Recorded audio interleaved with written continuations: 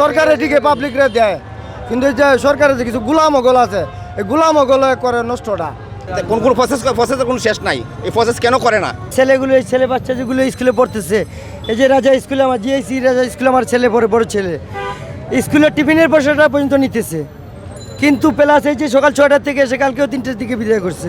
এই যে এক সপ্তাহ ধরে এসে বিদায় করতেছে, এই যে শো মানুষ খারাইছে। এখন কি করোনা আসতেছে না, করোনা ছাত্রীতেছে না, তো সরকার কি পদক্ষেপ নিল?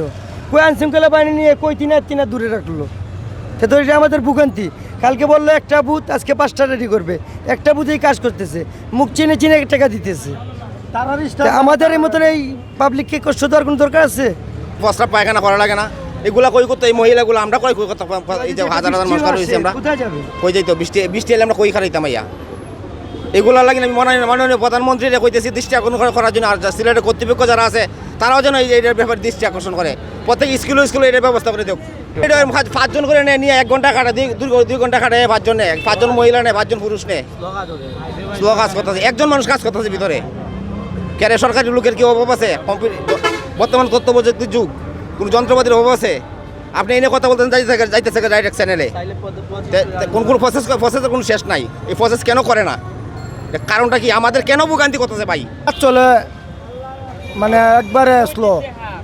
উনি যদি একটু কাজটা একটু ভালো করে করতো তাহলে কিন্তু কিছু পাবলিক কমে। কাজ 1 মিনিটও লাগে না মোবাইলটা টিপ দিতে, কিন্তু এই জায়গার মধ্যে 5 মিনিট করে লাগা। আমরা তো বেকার, সরকারের দিশে তো লাভ নাই। সরকারে ঠিকই পাবলিকরে দেয়, কিন্তু এই যে সরকারের যে কিছু গুলামগল আছে, এই গুলামগলে করে নষ্টটা। এই যে আজকে আমি তো মানুষও তো কোথাও 4-5 দিন ধরে, আমি আজকে 8 দিন ধরে লাইনে কষ্ট করতেছি, কাম কাজ ফেলায়।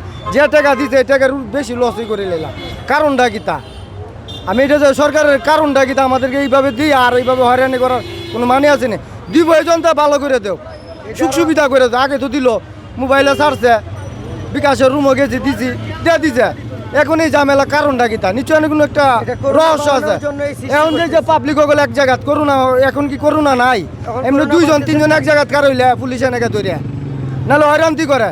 তো এখন যেহেতু তো মানুষ জ্বর তুই অনকিতা করোনা নাই, অনকিতা সরকার দেখে না, পুলিশ দেখে না, প্রশাসন দেখে না। নি যে বাচ্চারা যে উপবৃত্তির টাকা লাগে নগদর অ্যাকাউন্টের পিন ভুলে গেছি, তাই আমরা আইছি সকালকে 8টার সময়। 8টা থেকে এখন বাজে কটা দরকার 12টার কাছাকাছি।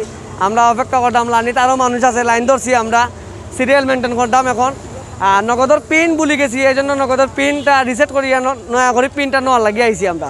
এগুলো লেগে স্কুলের উপবৃত্তির টাকা লাগি, বাচ্চারা যে উপবৃত্তির টাকা আইছে এই জন্য লাইন ধরা হয়েছে। স্বাস্থ্যবিধি মানা না বলতে, স্বাস্থ্যবিধি মানা দিলে তো বহুত লম্বা লাইন ধরা লাগবো। আপনি তো দেখরা কেউ কোনো 3 ফুট বজায় না, স্বাস্থ্যবিধি মানতে গেলে তো 3 ফুট বজায় রাখতে হইব।